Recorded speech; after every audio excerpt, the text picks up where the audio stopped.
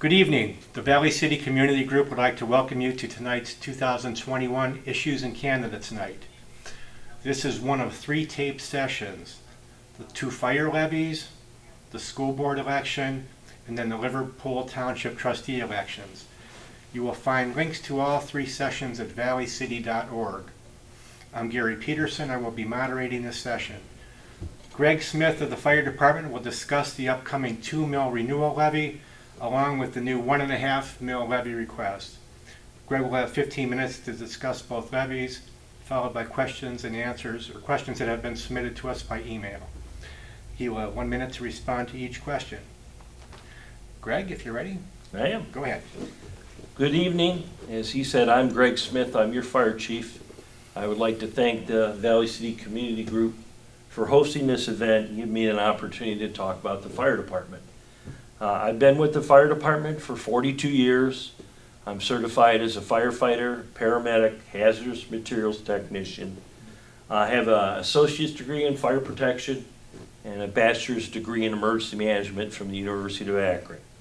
I'm married with 2 daughters, and I have a full-time job in healthcare.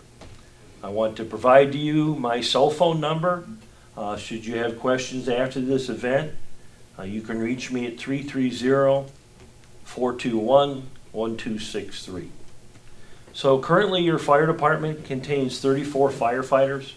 Of that, 21 of the 34 are paramedics, and the remainder 13 are EMTs. Of those, 3 of those EMTs are now in paramedic school. From the fire department, we have 10 firefighters that are career firefighters at another department. So that's good, and it also presents some challenges for us. Of the members of the fire department, currently 41% live in Liverpool Township. So the current operation provides staffing in the station from 6 a.m. till 10 p.m. and a nighttime on call from 10 p.m. to 6 a.m. where we try to staff 3. Those that live in the township, when they're on call, can sleep at home. Those that don't live in the township are to sleep at the station or in the township. What has changed a great deal in the last 20 years? Nationwide, the number of people going into first responder work, including police, fire, and EMS, has reduced drastically. A civil service test for a full-time fire job might draw 400 applicants 10 years ago. Now it will draw 60. That directly dominoes into the number of firefighters we have that are interested in our positions. That reduces the number of candidates that are interested in doing this job. We have increased training requirements. So our firefighter paramedics over a 3-year period are to acquire 140 hours of continuing education. Our firefighters, EMTs, 94 hours. So while it's better, safer, it also means more time invested. Our call volume increases. In 2005, we had 520 runs. 2010, 466. 2015, 530, all kind of consistent.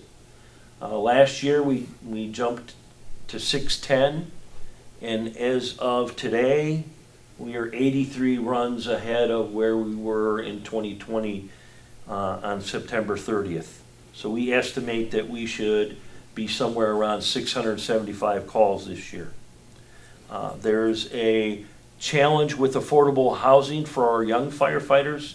There simply just isn't the rental housing or the new properties that they can afford. Technology is certainly changing at a rapid rate, and again, it requires us to be able to respond to that. And part of that is sharing our information with the hospitals. The time to escape a fire has changed. In 30 years, you had about 14 minutes to escape a building that's on fire. Now it's down less than 3. Part of that is due to products being made out of oil, and part of it is lightweight products that are less expensive and stronger until you subject them to heat, and then the glue starts to delaminate and they become a collapse hazard. Certainly the global pandemic has been the most challenging time for us, with the exception of a line of duty death and a severe firefighter injury in the past. Our career firefighters were mandatory for overtime. So instead of working 24 hours on, 48 hours off, they were working 48 hours on and 24 hours off. So that dug into the time that they had available for their community fire department. Some employers where our firefighters had full-time jobs doing other things like security, other services, they were forbid to have contact with patients that potentially could have COVID. That reduced the number of firefighters again that we had available. In the past, we used to hire anybody that came to us, very few exceptions. That would regularly give us a roster of over 50 firefighters. That increased our costs of operating dramatically with variable results on what we would get in return in investment. So we know we needed to make a change as far as that went. So one of the things we've implemented, we put a recruitment and retention committee together. It's headed by one of our lieutenants. We try to hire the best and keep those folks that end up working out for us. We market through Facebook. We put our applications online, and with that is a list of expectations of the firefighters, so they have a clear understanding of what they're getting into. The CARES Act helped us in putting some infection control things in place, but it also helped us with payroll. There was $123,000 that was actually applied to this year's payroll, which allowed us for the first time to pay our firefighters stipends at night. So a firefighter who was on call at night would receive no pay unless there was a call. Now they receive $50 a night. On holiday nights, they receive $70, in addition to their pay if they turn out for a call. And again, that has led to a drastic reduction in the number of open shifts. And again, this follows best practices of other departments that we work with. We instituted policy changes requiring the minimum hours of staffing and holiday coverage schedule. And we have a very robust Explorer program where we introduce these young ladies and men to the fire service. Some of them will proceed through the Medina County Career Center Public Safety Program and can graduate with a firefighter EMT certification, making them eligible to be hired by us. So again, having that program does a great deal to help us. With our CARES Act money, we purchased an office trailer, which is placed behind the station. All the officers' office space is going to move into that trailer, and then we are going to take those individual offices and turn them into bunk rooms. Challenges that we have with currently 2 firefighter, EMT, or paramedics on, it's not efficient for a critical patient. It's not efficient for somebody on the second floor or in the basement of a dwelling, because 2 people just isn't enough to get it done. An off-duty response, when years ago we would have 3 or 4 people respond off-duty for an EMS call, that just isn't the case anymore. 28-hour rule, that limits our scheduled hours for our firefighters that can work to 28. So some weeks we have people that can work, but they can't because of the hour limit.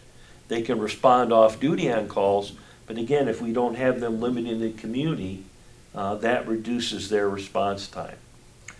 Another misconception is more homes and businesses equals more tax revenue. You actually collect the same amount of money. It's the taxpayer share goes down and they end up paying less.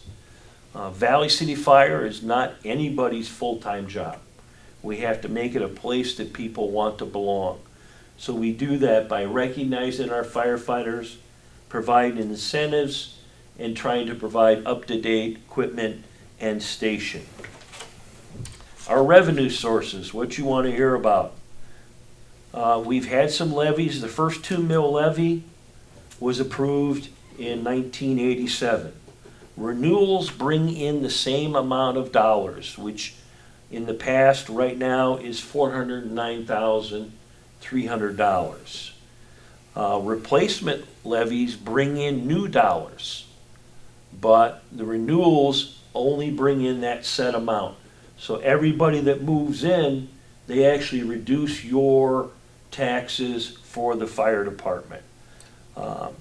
So more people doesn't increase revenue. By passing the 2 mil levy, you will not increase taxes, and the state of Ohio will actually pay 12.5% of that renewal of $409,300. What is it used for? Everything. Staffing, wages, equipment, supplies, apparatus. What's new for us is a 1.5 mil levy is on the ballot. That will bring in $381,900. That 1.5 mils on a $100,000 evaluation equals a monthly cost of $4.38.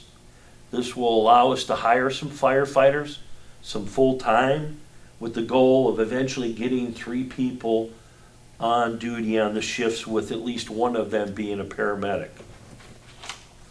EMS billing, we have had that in place since early 2000s.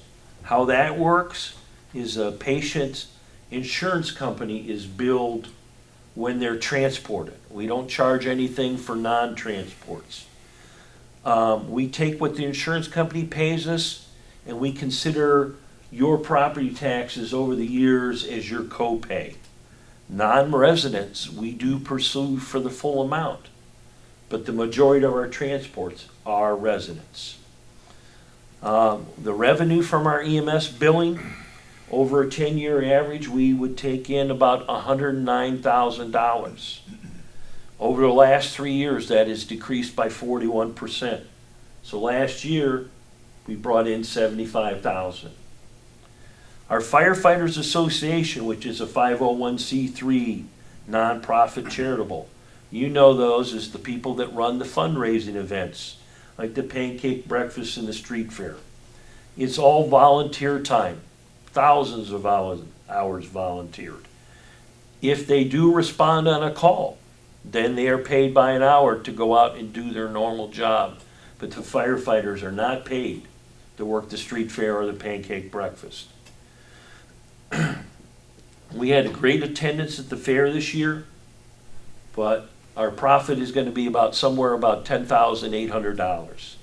Part of that is our electrical code, having to meet those things to install our wiring and then to take it back down because we can't leave it on the poles, cost us $7,200 this year.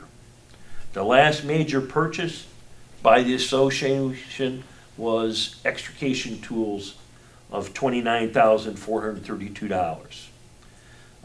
We can't post levy information on the Township Fire Department website.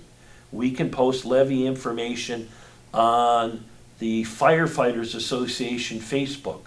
So when you don't see stuff on there and you go, why don't they put stuff on there? Because that's the Township Fire Department, and we can't put stuff on there related to the levy. So that brings us to the questions section here. I will read these and then provide my answer. Anyone at the station from 10 p.m. to 6 a.m.? Yes, is my answer. When out of the township, firefighters that are on duty are required to sleep in the station or sleep in the township. Question, response times. So my answer, year to date in 2021, when the station is staffed, from the time a call dispatched to the time arrival on the scene is 7 minutes and 7 seconds. When the station is not staffed, time of call to arrival on the scene is 14 minutes and 14 seconds. Literally double the time of that. They were asked if passing the levy will fix the problem. passing both the 2 mil renewal and the 1.5 additional will help solve the problem. We don't know what the specific personnel costs are now yet. How does the township compare to others in response times? My answer: we measure our operations against similar operations, not necessarily our neighbors who might run half our call volume. Our average response time for 24 hours a day in 2020 was 9 minutes and 31 seconds. Brunswick Hills, Columbia, Hinckley, Lafayette, Seville were all 7 minutes and 40 seconds or less, and they all staffed 24 hours a day. Combining our fire department with other contiguous township fire departments. And then the question makes a statement: money savings and more equipment. I will answer it this way. That describes a fire district. Districts provide more consistent level of services. They do not save money.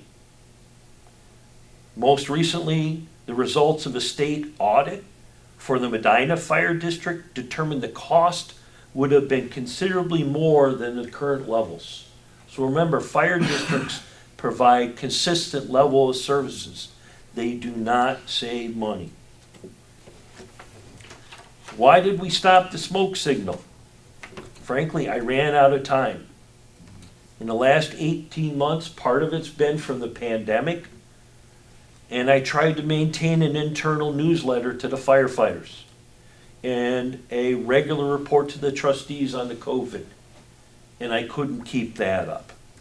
However, since 2019, we have completed 107 standard operating procedures. Those are our firefighters' playbook. We have 69 standard operating procedures in draft form right now that we're working on. We received an aerial ladder. We've never had one before. We put it in service with training materials, checklists, and standard operating procedures that we had to create.